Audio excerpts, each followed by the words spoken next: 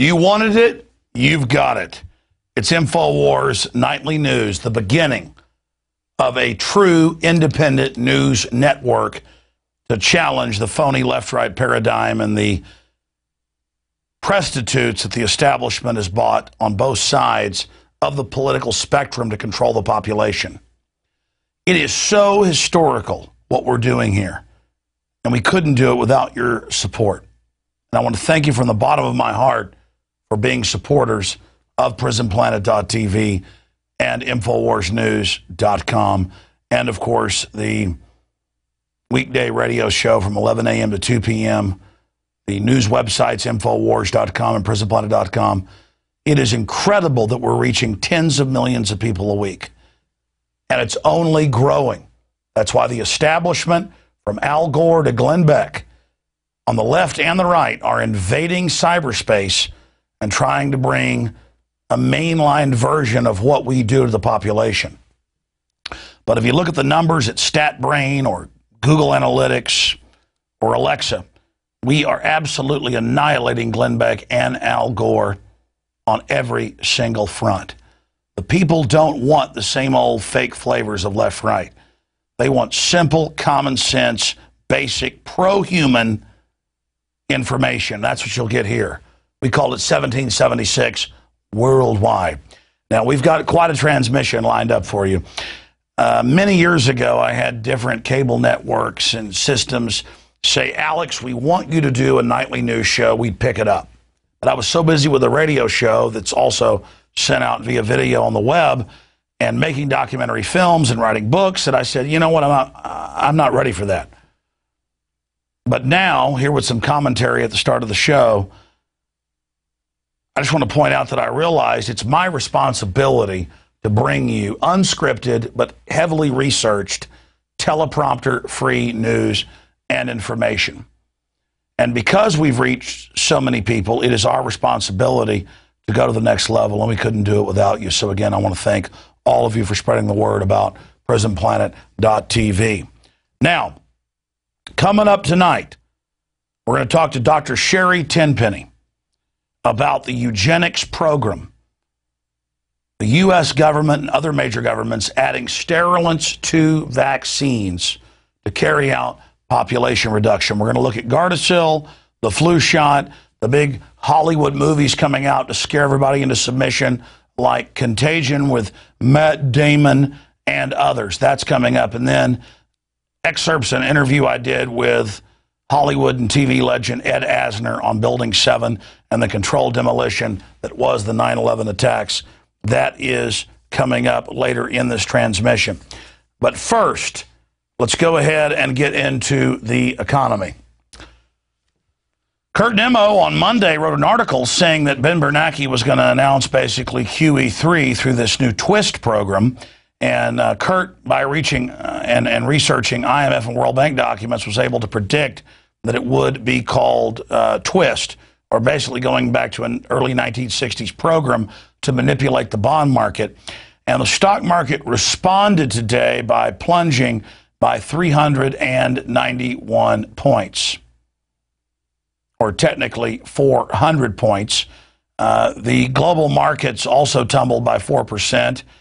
And Zolik, the head of the World Bank, said that the world is now in the danger zone. And the grand poobah of globalism, George Soros, who said during the 2008 crisis that he was having a great crisis, fleecing governments and the general population with his insider knowledge, has now told us that we're already in a double-dip recession. Well, every economist I've talked to has documented that we never left the recession, and a recession for more than a year with the type of job losses we've had is really a depression. So we've been in a depression now for more than 3 years, so we don't need that Nazi sympathizer and supporter who sold out his own people, George Soros, to tell us that we are in a recession. Continuing, obviously, stocks ended down lower. And why is all of this? Well, Moody's yesterday downgraded big banks on changes of policy, downgraded Bank of America, Citigroup, Wells Fargo, and others. So the system downgraded itself as an attempt to panic the public. The head of the IMF based out of France, came out and said yesterday, unless there's more hyperinflationary moves in QE3, that the world would basically go into a depression.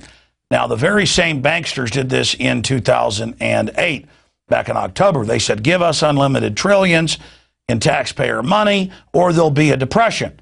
And then every few years, they run the same scam over and over again. And again, here is this article by Kurt Nemo that came out a few days ago dealing with this. And Kurt wrote another article, Operation Twist and Shout, Fed launches stealth attack on pensions. And he breaks down how QE3 and this new long-term U.S. Treasury bond will actually destroy the value of U.S. pensions, including the government pension system known as Social Security. Peter Schiff, who I interviewed today on the radio, told MSNBC today, and we have the article up at Infowars.com, that the Fed will turn to QE3 in failed bid to prevent economic depression. And that's basically what this twist will do by pushing people into long-term bonds that will induce banks to loan out more money, which will cause inflation, which is another form of QE3. Continuing with this news, there's a big census report out that recession is taking a major toll on young adults and that there is massive unemployment in the youth population, much higher than it is in other groups. So that's basically it with the economic news. We're seeing the private banking cartel tell the Europeans that either you give up all national sovereignty that's left to the IMF and World Bank and allow a financial dictatorship to be established, or you're going to basically face total economic implosion.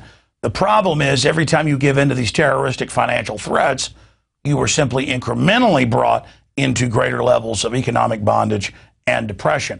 Best to go ahead and write off the 1.5 quadrillion in derivatives that have been created and destroy the globalist bankers, no matter how painful it is, and then rebuild from that point, because the path we're being taken down is clearly rack and ruin and leads us into a Weimar Republic type scenario with a global government, a private global government run by the banksters. Now, getting into other news, I know Aaron Dyke sitting in for me Monday night on Infowars Nightly News broke this down. And since then, we've sent out Darren McBreen and Rob Jacobson to file a report with the good, the bad, and the ugly here in Austin. Some people are aware of this as a police state power grab. Others are willing to give up their liberty for security. But, of course, Benjamin Franklin pointed out you'll get neither. When you give up liberty, you get tyranny. But I wanted to show you this graph. USA Today had a vote. Do you agree with the NFL's head-to-toe pat-down, the groping of your wife's breast, the grabbing of your genitals? And if you add up the numbers, only 11% agreed with the TSA police state groping. 4% said, don't tase me, bro. 48% said this is an invasion of privacy, and 37% said they would just stay home. So if you average that together, 85% are against it. And we find that 85% want to abolish the private Federal Reserve. We find that over 85%, right at about 90%, don't believe the official JFK story. Over and over again, Angus and Reid, New York Times poll 5 years ago, 83% believe the government's covering up the truth of 9/11. In every poll, I don't believe just one poll or two polls or 5 polls or 100 polls. In thousands of polls that we track, day to day, week to week, year to year, in thousands of polls, over 80% of the population, well, hell, Congress has a 9% approval rating. That's 91% don't agree with the system.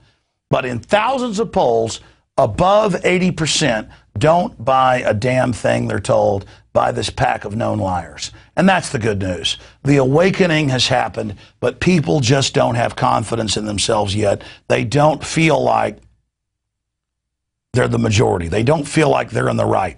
They feel like they're in the minority, which isn't true. But a minority who's in the right is the majority, as Barry Goldwater said. He also said that when you're talking about fighting tyranny, silence isn't golden, it's yellow. And with that, I want to go to this report filed by Infowars.com, reporters on the NFL grope downs taking place. And then coming up, Sherry Tenpenny, the doctor, breaking down what's happening with the vaccine carnage. And then we will also get to Ed Asner. Stay with us after we talk to Darren McBreen. Darren McBreen, tell us what's happening.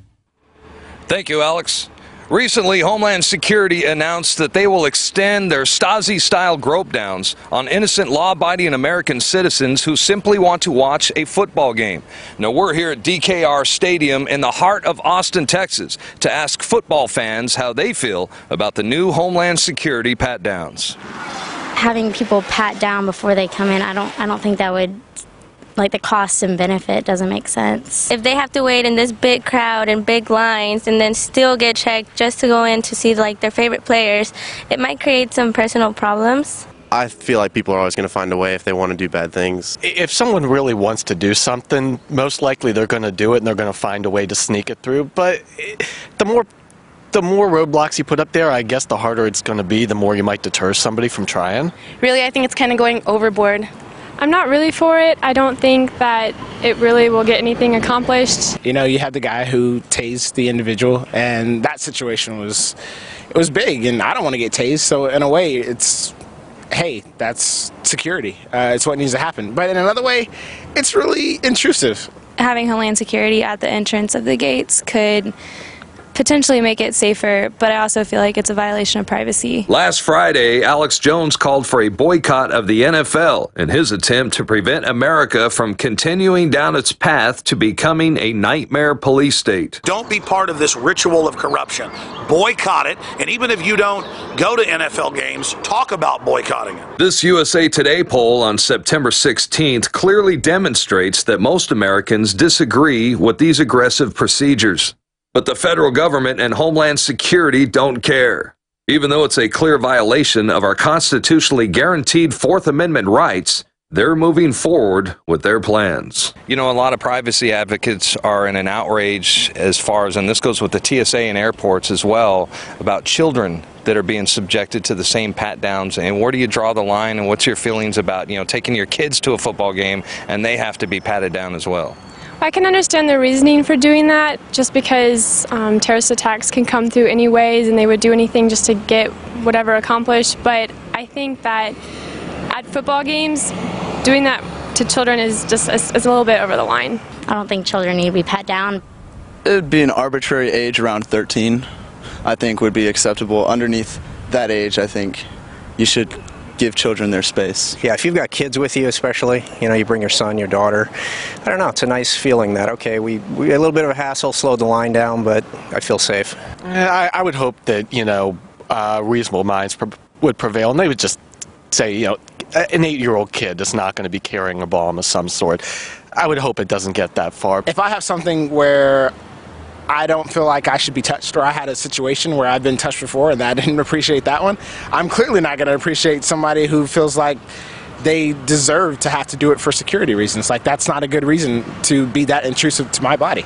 The unholy alliance between the NFL and the federal government is merely the next stop on the road to transforming America into one giant prison camp, a tremendous price to pay. And as you could see, most people don't feel it makes them any safer. I'm Darren McBreen for Infowars Nightly News. Alex, back to you. Thank you. Thank you, Darren. Did you hear the one guy? It's a nice feeling. Yeah, it's a great feeling.